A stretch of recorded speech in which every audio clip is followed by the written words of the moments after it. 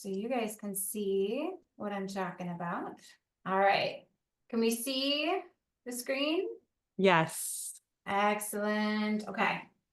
All right, so let's dive in. Today's topic is on perimenopause, what women 35 plus need to know. So we're going to dive in. This is going to be a fun topic today. This is the last of our root cause rebellion series. And some of the things we're going to talk about today, we went into much further depth in previous webinars. And so if things pique your interest, just know that there are more resources for you that are on our YouTube channel.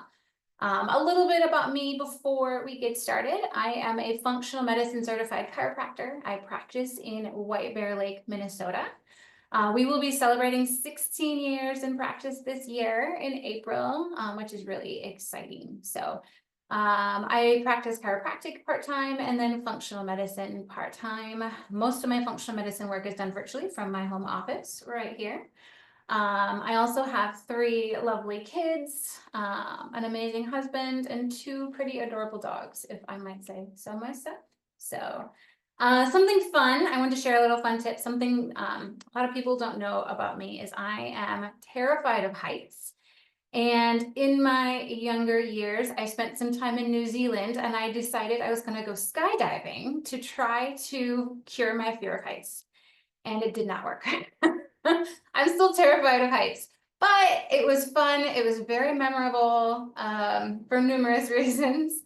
And I have some really great pictures. And now I can say that I have jumped out of a plane and I have survived, which I think is pretty awesome. So, all right. Our disclaimer as we get started. The intention of this masterclass is for educational purposes only. It is not intended for medical advice, diagnosis, or treatment. Content is based off research, clinical experience, and my holistic wellness principles and should not replace professional medical guidance. Always consult your physician or qualified medical professional before making any changes to your diet or lifestyle, especially with underlying conditions or medications. Your health is unique and what works for one person might not work for another. For questions or concerns, please seek personal advice from a licensed healthcare practitioner.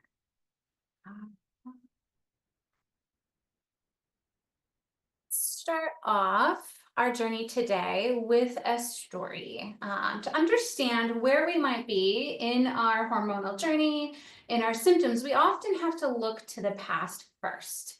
So I'm going to share a story of someone that I know pretty well, and parts of this might resonate with you and your own experience, which is why I share it. So this woman, we're going to start in her 30s, and for her it was an amazing decade of highs and lows, amazing stressors, and yet really hard ones too. She got married, she moved twice, actually, once in her early 30s and once in her late 30s. She relocated her small business. She had 5 pregnancies. 2 of those were miscarriages, and 3 of those were healthy babies.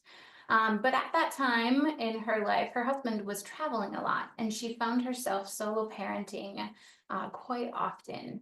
Then COVID hit in her late 30s, and she found herself juggling all of life and trying to keep her office open, not really knowing what the future might bring for her business and would it survive in those early times of all the things we didn't know about COVID. Her kids were still very young at this point, and everything needed a lot from her at that time. And then she turned 40. And like many of you, you might be thinking, I turned 40 and everything seemed to fall apart. And it did for her too.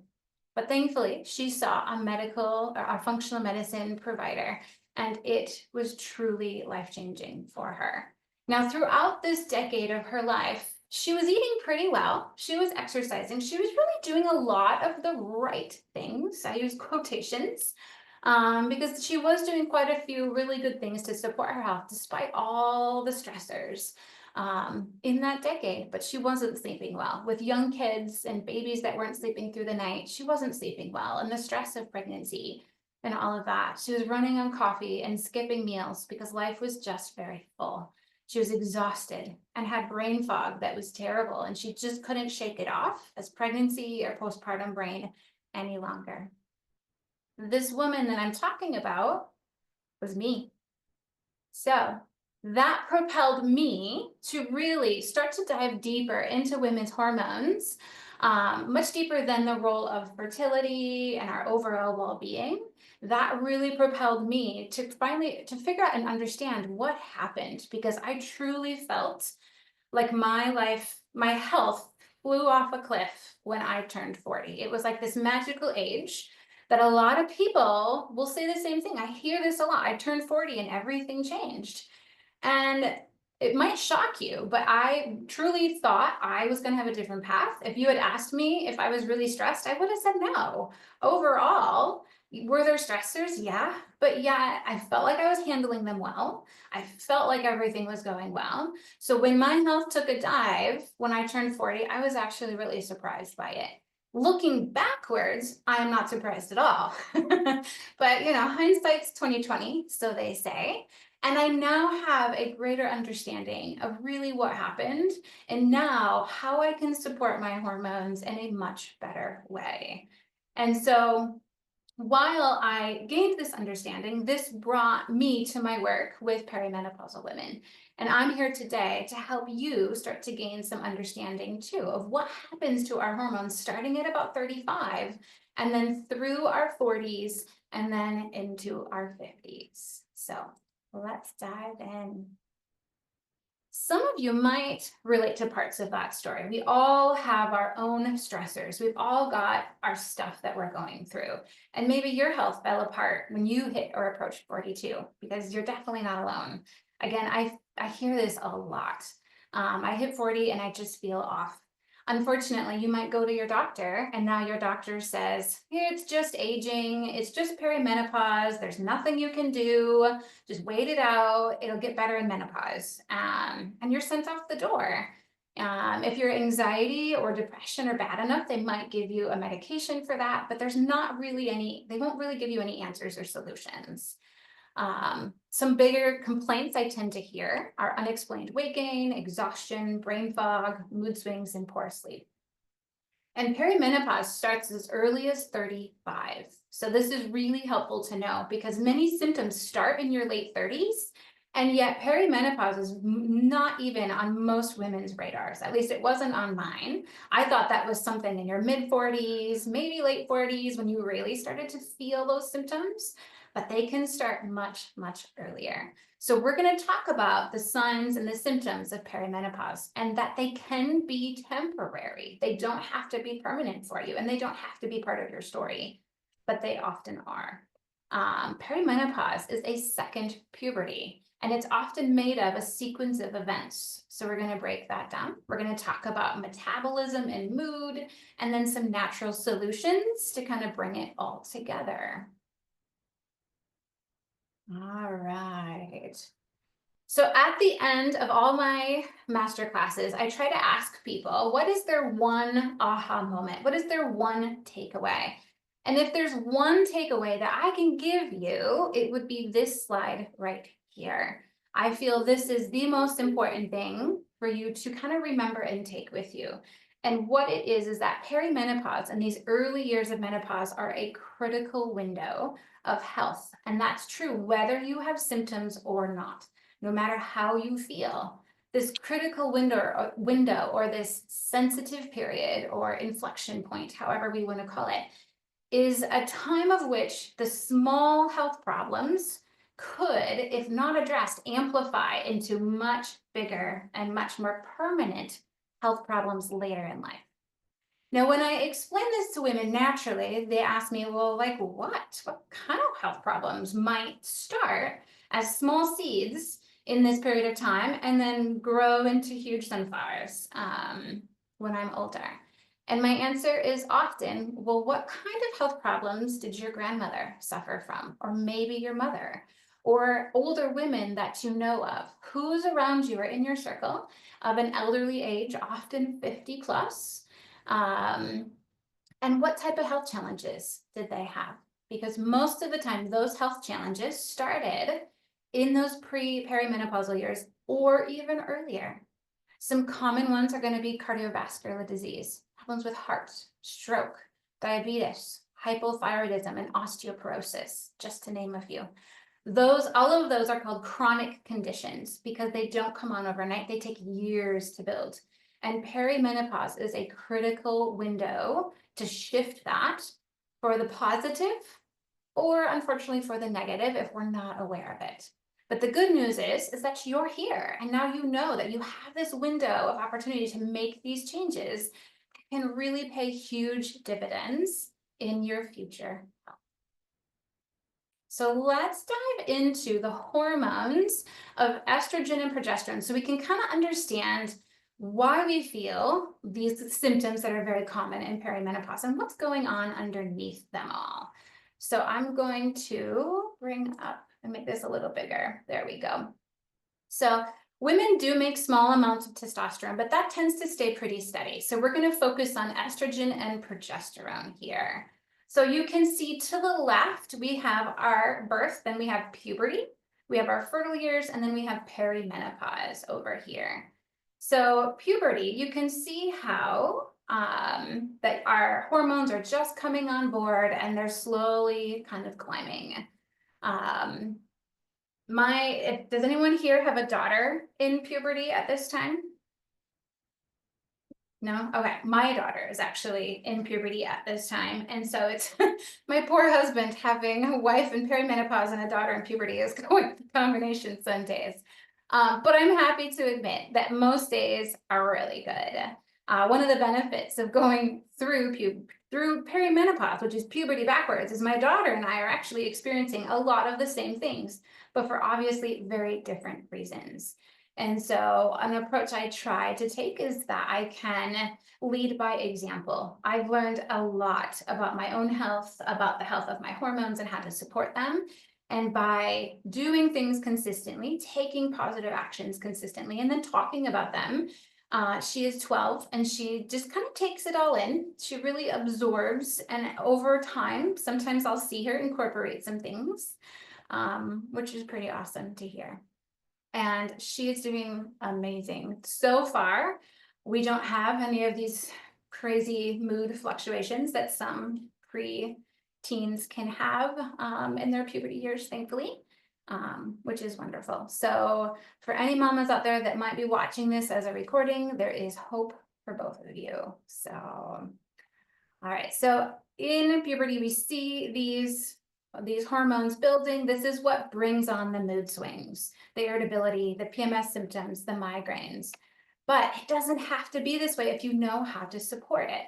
Then through our fertile years, you can see how estrogen and progesterone stay high. They obviously fluctuate cyclically for our cycles, but overall their levels stay within a tighter but higher range.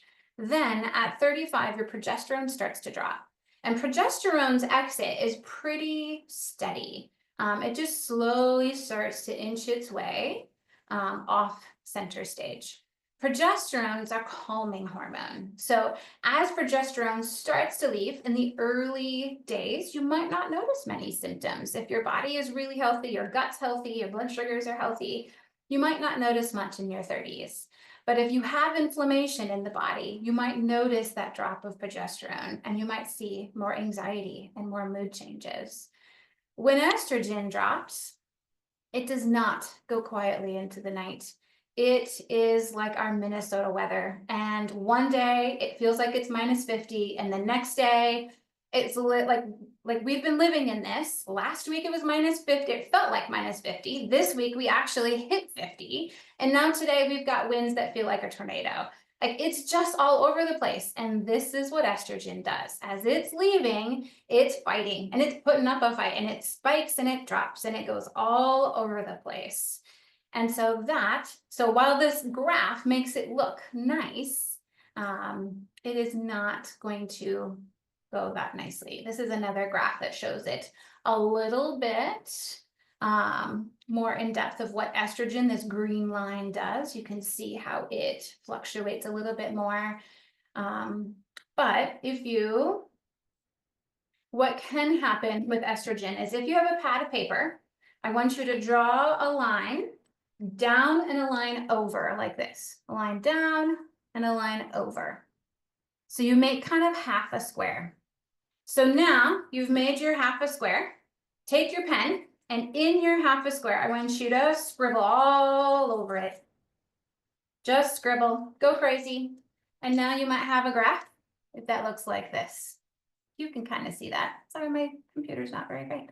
That scribbling can be exactly what estrogen's doing. It's just all over the place. And that often is what leaves you feeling pretty miserable. So but all is not lost. Let's get my cursor back here. Let's dive into our 4 phases of perimenopause. So there's often a linear progression through all of this. Despite estrogen going a little crazy, there does tend to be some predictability to it. So in our phase 1 in early perimenopause, that often starts in our mid to late 30s. For some, it gets pushed into your 40s. Progesterone's dropping, but as progesterone's dropping, estrogen stays higher. That phenomenon of one leaving but the other not yet creates the initial symptoms of what we call estrogen dominance. And again, that's when estrogen's higher than progesterone. This can lead to heavy period bleeding, more PMS. It can lead to migraine headaches. If you've never had a migraine, you might get one now. If you get migraines, they might get worse. Breast tenderness, irregular cycles can come at this time. If you're overweight at this time, especially if you carry your weight around your waist, your symptoms may become worse because those fat cells that we carry can secrete estrogen, right? And that combination raises your estrogen up even higher. For someone with PCOS, they also might have some greater symptoms starting a little earlier in this time because of their unique challenges with high estrogen and high testosterone as well. So then we hit phase 2 in mid-perimenopause. This is often early to mid-40s. Estrogen starts to spike, and now it goes on its roller coaster as progesterone's slowly leaving. This is our crazy Minnesota weather time. This is where if you weren't miserable yet, you often start to be. You might start to feel as if you're crazy. You're happy one moment and crying or angry the next. You're set off at the drop of a dime, and you never would have maybe considered yourself an angry person, but all of a sudden you just have these moments of rage. Sometimes you'll find, if you pay attention, they're close to ovulation time, as there's a unique thing happening there. Your libido might be gone. You're starting to gain weight around your middle, this kind of spare tire, so they call it. And no matter how much you exercise or eat well, it just keeps coming on, and it's really frustrating.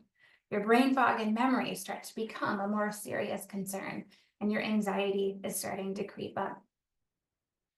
You might bring this up to your general practitioner, and again, they're often going to tell you it's just aging, there's nothing we can do, and out the door you go.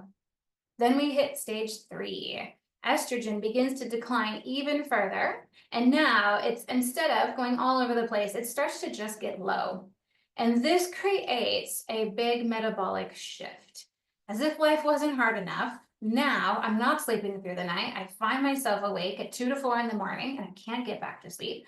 I'm already exhausted, and this is making it worse. And now hot flashes start because my estrogen's getting so low. My brain fog, all my other symptoms are getting worse. And you might be starting to wonder, am I going to end up like my mom, my grandma, my elderly neighbor that had dementia later in life? And you hope that when menopause comes, maybe I'll feel better then.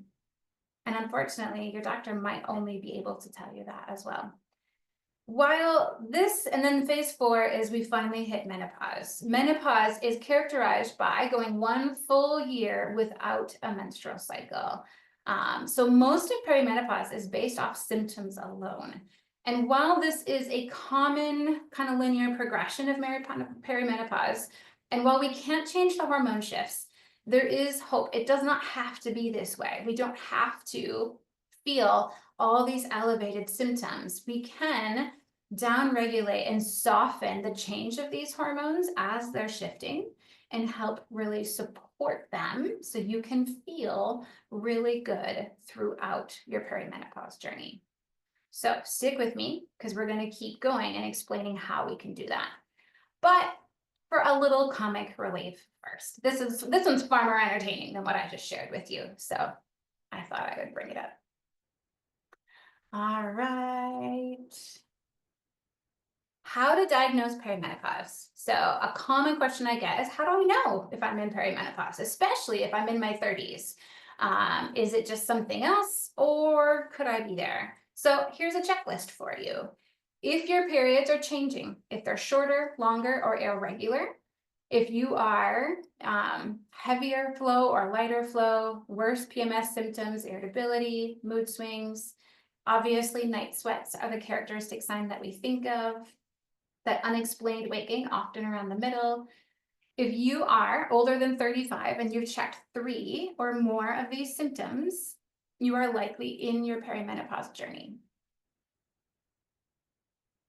All right, so why does perimenopause affect your metabolism and your weight gain?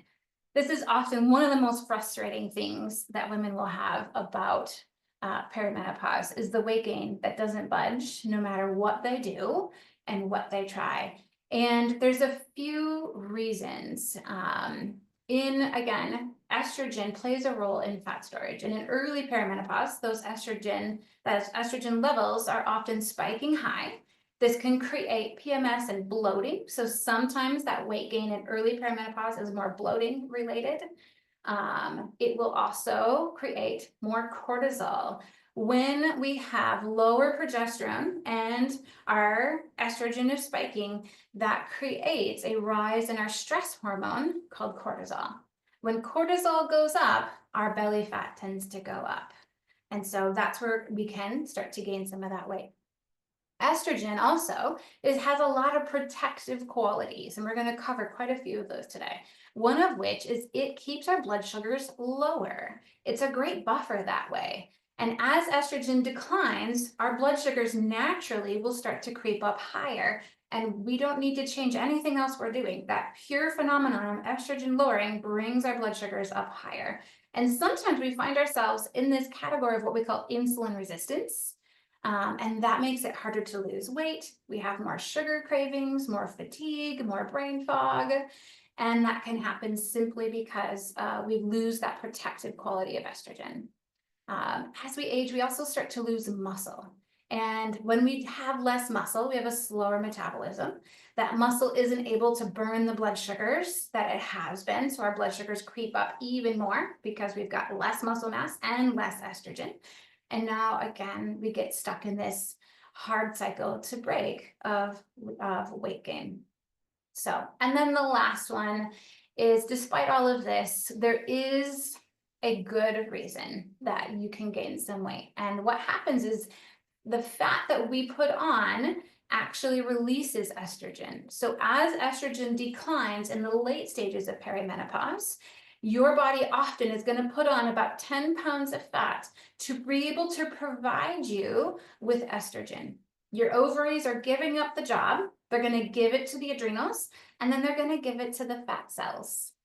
And so there is a benefit to carrying that extra 10 pounds because it's actually providing you with estrogen to feel better. So kind of a different way to look at that perimenopausal weight gain.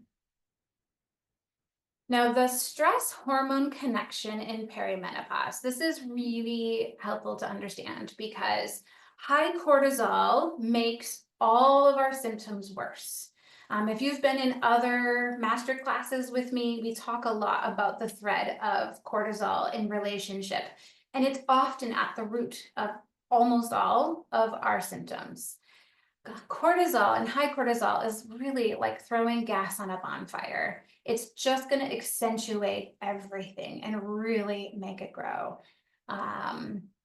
You will get more belly fat without overeating. You'll feel tired and wired at night if your cortisol is up. You'll have anxiety and poor sleep.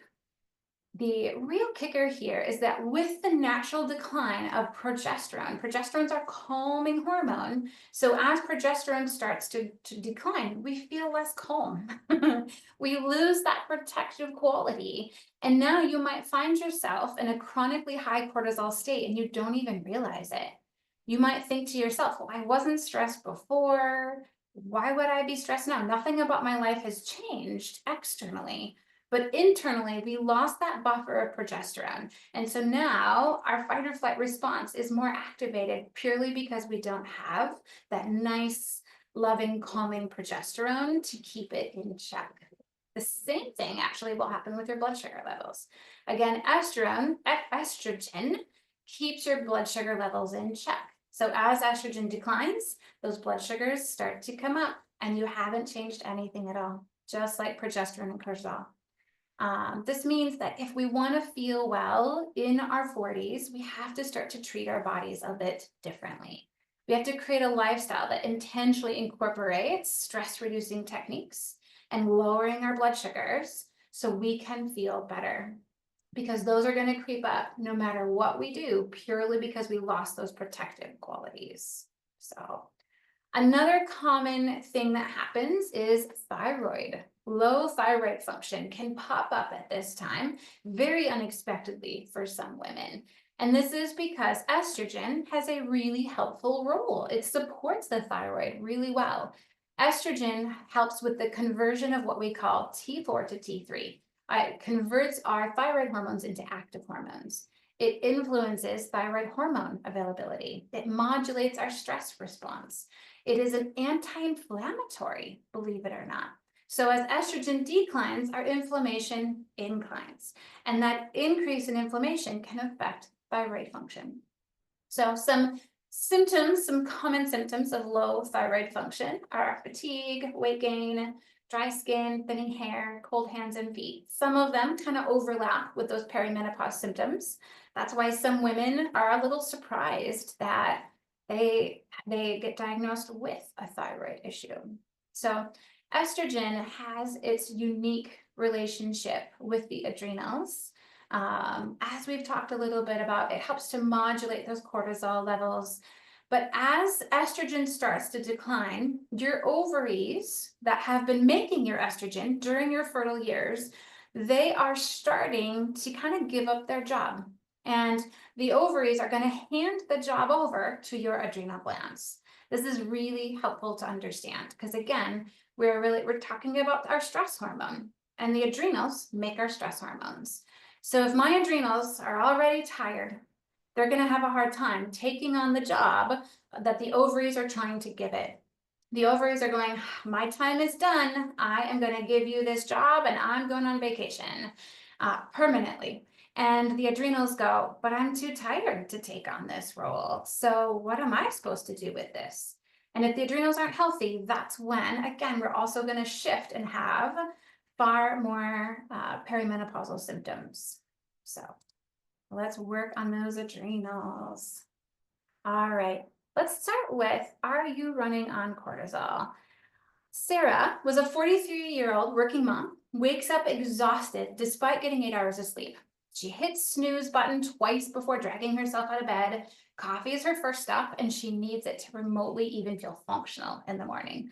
By mid-morning, she's running on adrenaline, powering through emails and meetings. She skips lunch or grabs something quick and carb-heavy, craving that quick energy boost to keep powering through. By 3, she's crashing. That brain fog sets in. She's irritable, she's overwhelmed, she's tired. Another coffee comes in, or something sweet perhaps, so she can just keep going. Then the evening rolls around, and despite being exhausted, she's wired. Now her mind races as she scrolls on her phone in bed. Sleep doesn't come easily, and when it does, it's really restless. This cycle then repeats daily, driven by high cortisol and low reserves of everything else. Her body's in survival mode. It's borrowing energy from tomorrow to get through today. But over time, this takes a toll. Weight gain, anxiety, and thyroid imbalances start to creep in and making everything harder. If this sounds familiar, this is what running on cortisol looks like. I know this feeling really well because that was me too. If Sarah keeps this lifestyle up, her adrenal glands will be too fatigued and too burnt out to take on the role of making estrogen for her in her menopausal years. So Sarah feels extra miserable throughout her perimenopause journey. But the good news is this is all fixable. With the right support, Sarah can shift from that burnout to balance to feeling great. And we can help her. And we're going to talk about some tips really soon. So stick with me. For my visual learners, this is what we call an endocrine triangle. This can be another way to just help you understand the unique connection between these hormones, because when you understand it, you'll know better how to support it. So we've got our adrenals to the right side. Your adrenals are little glands that sit on top of your kidneys. We've got our thyroid on the top, and then we've got our ovaries, or the gonads, to the bottom left. So what happens with our triangle is in perimenopause, the ovaries, bottom left, start to shift production of estrogen and progesterone. That shifts your triangle to the right. So you can see how it's moving to the right. Now, when one piece of the triangle moves, the whole piece has to move. So the adrenal tip moves up and it upregulates cortisol. So ovaries are going down. That means cortisol has to respond and it goes up. Then the tip of the triangle has to move a little bit more and it moves at the thyroid level. And at the thyroid, it moves down. So as it moves down, you start to move into a low thyroid state. That, unfortunately, stresses those ovaries, and it can lead to this negative feedback loop that keeps pushing and pushing and pushing. So this unique tie can help, because if we're going to support your hormones, we need to make sure that we're addressing all three of these pieces to have the best success. And we often do that by testing. So it can be really helpful to know where to start by doing a few tests. So if your doctor is willing, great. These are some of the tests that I run and look for. I look at FSH levels so we can see what stage of perimenopause you might be in. FSH goes high in our menopausal years, so it's building at that time. Progesterone and estradiol. Estradiol, we have three forms of estrogen, and estradiol is our main form that we are losing at that stage. And so that's the one that we look at. I run a comprehensive thyroid panel. Your average general practitioner, nurse practitioner is only going to look at 2 markers.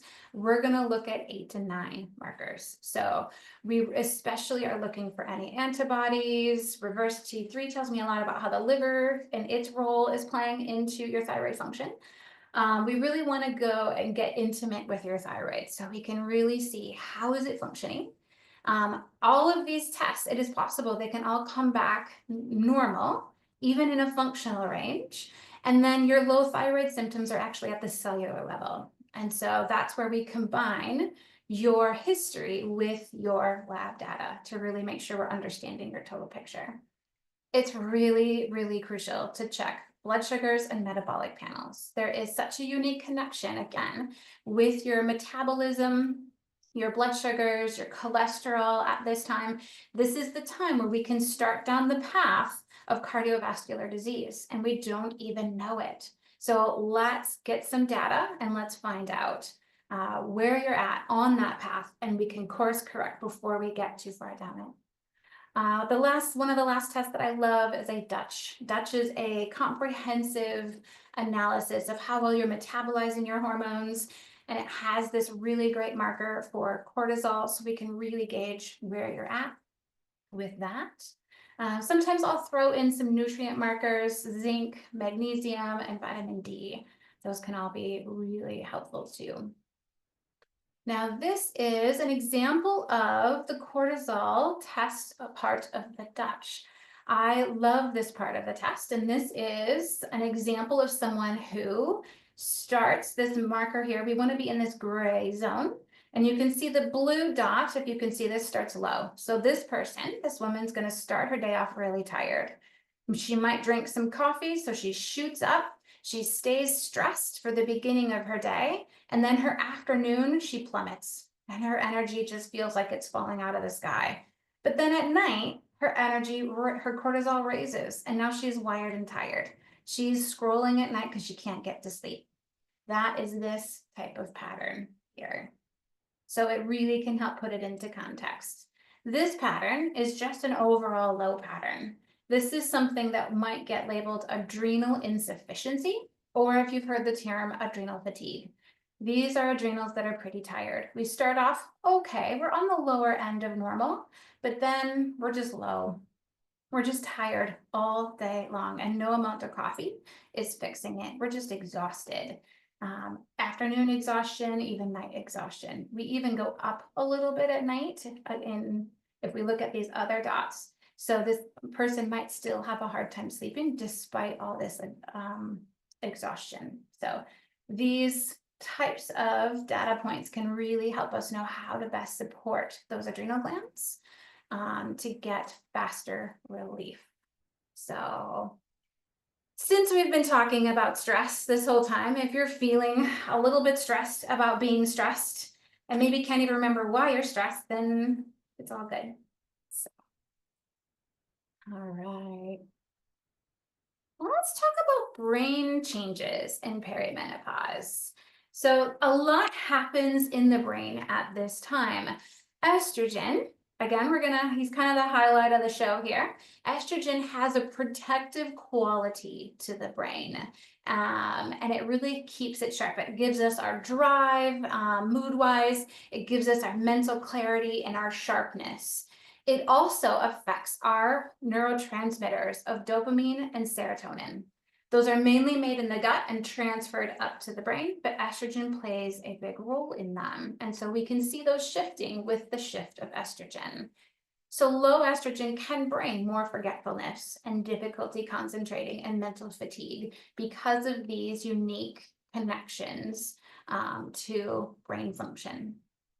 But all is not lost. Your brain is amazing. It actually will adapt and it will rewire and reorganize itself to function on less estrogen. This means that once your transition has stabilized, once you're in your postmenopausal years, that women often report improved emotional resilience and new ways of thinking as your brain has kind of left the old you behind and created a new one, which I think is pretty amazing. So far we've been pretty doom and gloom. We're talking all about all the terrible things and all the symptoms, but should you really accept feeling miserable? And the answer is, as Michelle Tanner would say, no way, Jose. For anybody that knows this and where this comes from, you might appreciate this. So let's get into some strategies for supporting overall health. Number one, let's work on blood sugars. I personally use what's called a continuous glucose monitor. It goes in your arm. Sometimes they're little discs and they look white. They'll go in your arm and you wear it for about 2 weeks. And if you have any friends or family members that are diabetic, they might have one. That's where CGMs kind of started. They are far more beneficial for people who are non-diabetic. And thankfully in the United States, you can get these prescription or non-prescription. And what they can do is they can help give you a 2-week picture of what your blood sugars are like. It can be really, really surprising to see what's going on inside your body and to identify the patterns of what stress does to your blood sugar levels and what food does and what movement does. This is a time to really get intimate with those blood sugar levels. If a glucose monitor isn't for you, try one of the glucometers where you prick your finger and just get some information. A great fasting range, so when you wake up and then before each of your meals, we want to be in the range of the 80s. If you're in the 90s, it's time to pay attention. If you're in the hundreds, it's time to take action. That's a slippery slope. In the hundreds, you're probably landing in that insulin resistance realm, which is going to lead you towards a diabetic realm. It is possible to stay high, but not be so high that you're diabetic. But in that middle zone, that gray zone, I call it, you're creating a lot of inflammation. You're leading towards cardiovascular disease and heart disease and all the other things, as high blood sugars are very, very damaging to the body. All right, step 2, soothe the nerve system. This is a cornerstone to all the work that we do with our health.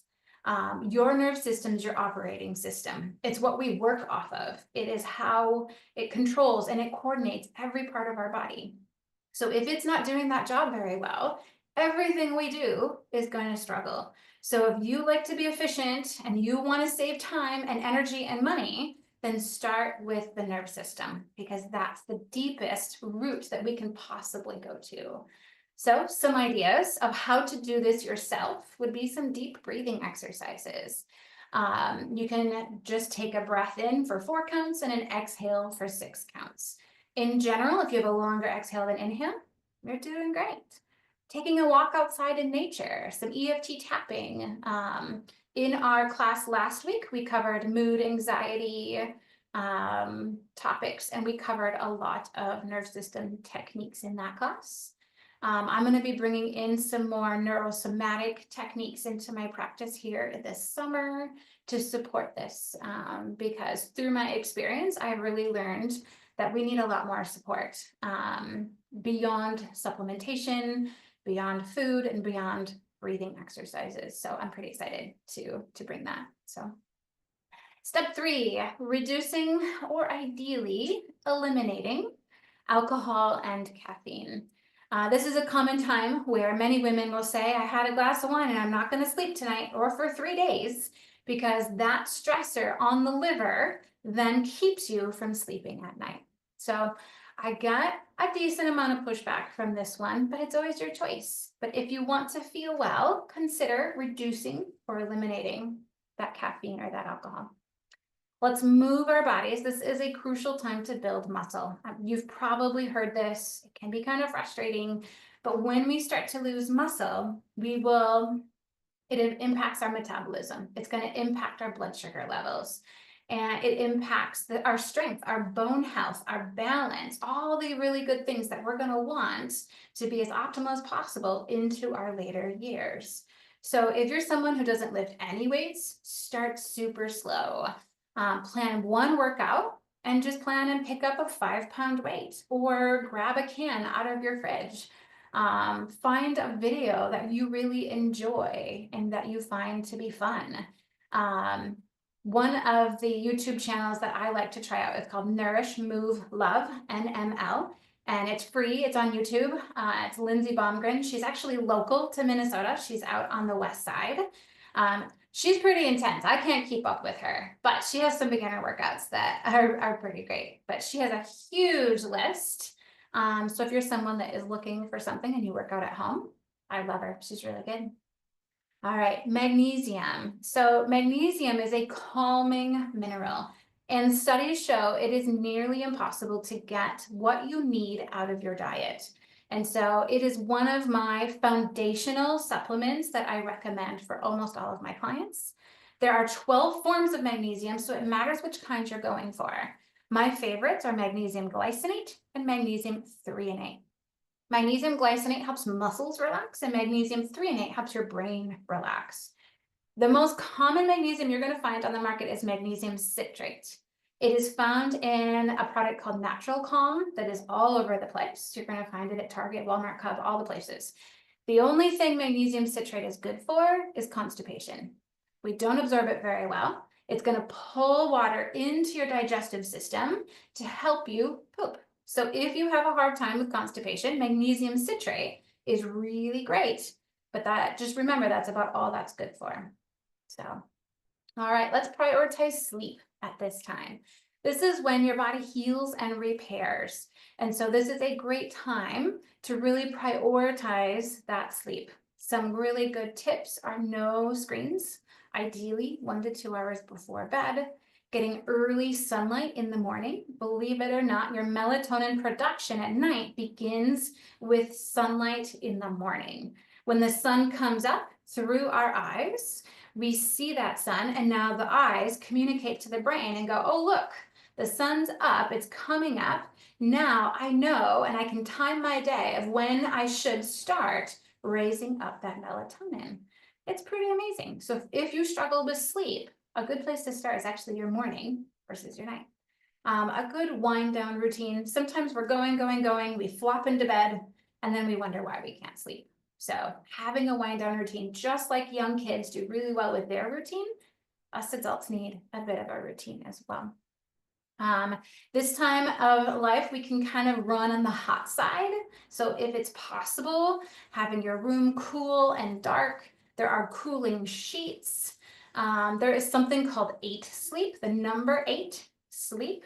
Another one I think is called chili pad. This is a kind of like a mattress cover that goes on your mattress and it cools you down. And they have these fancy AI features if you kind of upgrade, and it can regulate your body temperature. So if your estrogen's shifting at night and you're having a hard time sleeping because you get too hot, this can lower your body core temperature and help you get better sleep. So for women who really struggle with those hot flashes at night in bed, if you have the budget, those can be phenomenal and really supportive. And lastly, for this one, let's look at gut health and healthy digestion. Your gut health impacts your hormones hugely. It's really, really important to reduce the obstacles at this phase of life. And if your gut's inflamed, if it's out of balance, that inflames your gut and everything is stressed. So let's nourish the gut. We have a whole masterclass on this. So if it feels like this resonates with you, I encourage you to find that one and really dive in to some of those tips. We want to ditch the processed foods and switch them out for eating whole foods, eating a variety of fruits and vegetables of many colors. Each of those colors has different vitamins and nutrients. Each of those different colors and vegetables will grow different bacteria in our gut. So we have this wide variety of bacteria. We want to also incorporate fermented foods. Yes, you can take a probiotic, but there is nothing that a fermented food can't do. So ideally, we're incorporating about a tablespoon of fermented foods every single day. Sauerkraut's one of my favorites because you get the fiber and you get the probiotics all in one. So it's brilliant. Strategies for maintaining brain health. Some women are really concerned with dementia and their memory. And so a healthy gut supports a healthy brain. So it goes back to those gut health tips. This is because your serotonin, a lot of your GABA, a lot of your neurotransmitters in the gut are sent to the brain and they're made in the gut. But a leaky gut often leads to a leaky brain. And an inflamed gut creates an inflamed brain. I see this in the kids that I work with in a unique and a different way. But I just can't stress enough how important gut health is in how you feel and how you navigate these years. We want to reduce inflammation overall. That inflammation impacts the brain. And we want to balance the nerve system. You can do this through chiropractic adjustments, deep breathing exercises, again with that longer exhale. Our stress and anxiety class really covered this in a much greater detail. So one strategy I haven't covered in our classes yet that I'm going to lead you through really, really quickly is called left nostril breathing. So this is going to seem really funny, but stick with me. In theory, the idea is that your right nostril stimulates your sympathetic fight or flight side. Your left side stimulates your rest and digest side. So if we're feeling a little bit stressed, you simply cover your right nostril with your right finger and you breathe through your left nostril. Now, clearly only do this if you can breathe well through your nose. If you can't breathe well, don't do this because we need to breathe through your nose and not through your mouth. So let's just take a moment. We're going to just do 2 breaths. And I want you to take your finger and just put your finger on your nose and just take a breath in and a breath out. And breathe in and breathe out. There you go. Super simple. You can do this when you hit a stoplight and you've got a couple seconds, couple minutes, depending on your stoplight. Super simple, super easy, and it can help just create a little calm. All right, some more natural strategies. Protein at every meal. We've talked about the importance of building muscle in these years, and protein helps us build muscle. It also creates some stability for our metabolism. Those blood sugars are creeping up, and we can help use protein to creep them down. We want to reduce the processed carbs. We need to eat differently in this phase of life. We don't want to get rid of them. If we go into too low carb, into ketosis, you often will end up feeling worse because those carbohydrates do fuel progesterone. The adrenal glands do love carbohydrates. We just don't want too much of them. So we need the right amount. We need it just right, not too big, not too little, just perfect. And then we want to increase our cruciferous vegetables. These are your broccoli, your cauliflower, your Brussels sprouts, your cabbage. These help with estrogen detoxification. If you're having bigger symptoms, this can mean that I don't break down my estrogen very well, which makes it stay higher than it naturally might. It can lead to a roller coaster of hormones and leave you feeling worse. So incorporating these cruciferous vegetables, ideally daily. If you can't do daily, could you do 4 times a week or 5 times a week? They will just help you break your estrogen down, leading to less symptoms, oftentimes. All right, lastly, let's talk about a few supplements. I always get asked this question, and I hesitate to say it to a group not knowing your individual histories. Ideally, getting some labs run and knowing specifically what to target is your best route to go. But if you're looking for some general strategies, we've talked about magnesium for some sleep and stress support. Berberine or inositol are really helpful for blood sugar support. And I love adaptogens. Ashwagandha and rhodiola are fantastic to support the adrenals. And what adaptogens are is they support the adrenals' ability to adapt. So if the adrenals are running high, your adaptogens help bring it down. If your adrenals are running low, your adaptogens help bring it up. So that way, it can just help course correct along the way. All right, we've got about 5 minutes here. I would love to see what questions you have. And if you would share in the chat, what is one aha moment you've had, one takeaway that you are leaving with from today?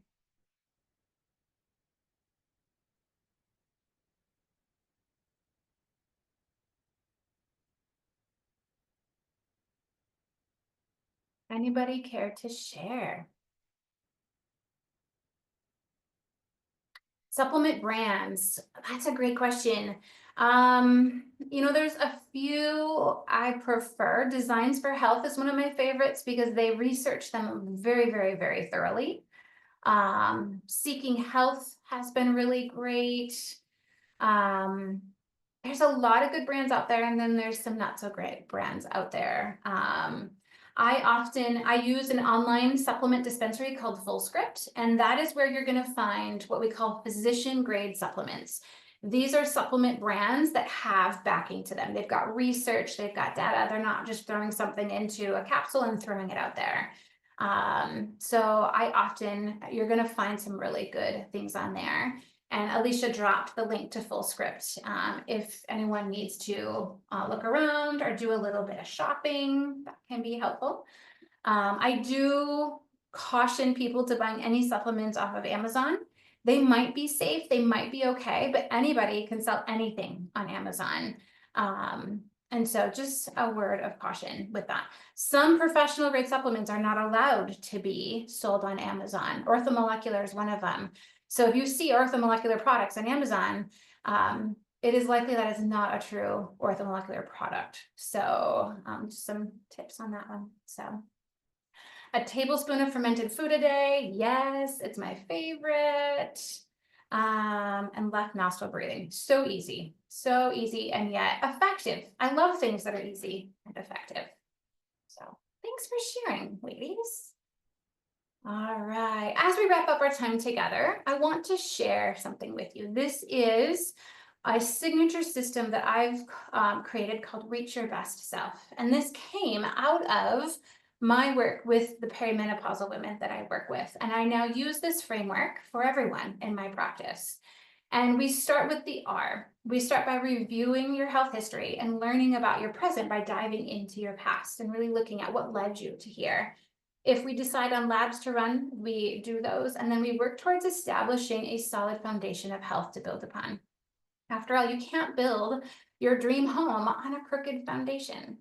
During this time, we try to find some quick wins.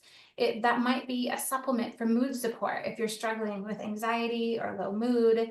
Maybe you're struggling with energy, and we find something that can bring that up quickly so you've just got energy to tackle the bigger stuff. As our labs come back, now we're going to move into the A, and we start to figure out what's the root cause of everything. Where is everything kind of starting with? What caused your hormones to go haywire? Is it your gut and digestion? Is your thyroid off because your blood sugar levels are off? Where is that root cause, and how deep do we need to go? This is where things often start to make sense for you. This is often where you go, I get that aha moment, and I'm so relieved to finally know what it is and where to start, because I'm really tired of seeing all these things all over social media, all over Google, and I try them and they don't work, or they work for a little bit and then they don't. Now we have data to back up where we need to go. Then we move into the C, where we create targeted adjustments along the way. We use meal plans, immune support strategies, and this is where we often are diving deeper into hormones. It took us a while to get there, right? This is because hormonal imbalances don't start with the hormones. They started before then, and we've got to find out the deeper root. We've got to work on the nervous system. The gut's almost always involved in some way, but is it the primary root cause, or is there something else? Again, if you've watched any of our previous master classes, this might already make some sense to you. And then near the end of our journey, we finish with habit cultivation. We work on developing a daily routine and practices that can really stick with you for your long-term results. This is where you may have been struggling with brain fog, anxiety, or bloating, and now you feel great. You have consistent energy all day long. You can think clearly. You have to buy new pants because you've lost inches of bloat from your waist. Your skin looks great, and people are commenting on how great you look. And they're asking, what are you doing? You love the new life you've created, and you are motivated to sustain it. This is one of my best and favorite parts. By following this system, many perimenopausal women have learned how to thrive through their 40s instead of suffer. And it's amazing to see. So if this process resonates with you, then I invite you to book a free 30-minute Thrive Through Perimenopause call with me. We'll talk about where you are, where you want to go, and if we're a good fit to work together. You can also download our free cheat sheet. Alicia has put it into the chat, and that gives you a written out summary of everything we've talked about today. So that way, if you missed something or didn't get it written down, we've got you covered. And then I want you to pick one thing from today. Could be your aha moment. It could be something else, but pick one thing that you're willing to take with you and implement and take action on. And then you can be consistent with. And if you have kids, or even if you don't, I would love it if you would join me back here in April. I'm going to start our next masterclass series in regards to kids' health. We're going to cover ADHD, anxiety, a lot of things that kids struggle with, but adults also do too. So it's going to apply just as much to adults as to kids, but we're going to throw in some unique kid factors and things too. So I'm pretty excited for that one. So, all right. Thank you so much. I know your time is so precious. Thank you for being here with me today. I invite you to please follow us on our social media channels. We're on Instagram, we're on Facebook. We put a lot of information out to try to serve you well. And we also post our upcoming masterclasses there. So, and lastly, this is your unique window of opportunity. So I encourage you to take it and to take action. Thank you so much again. Take care and be well.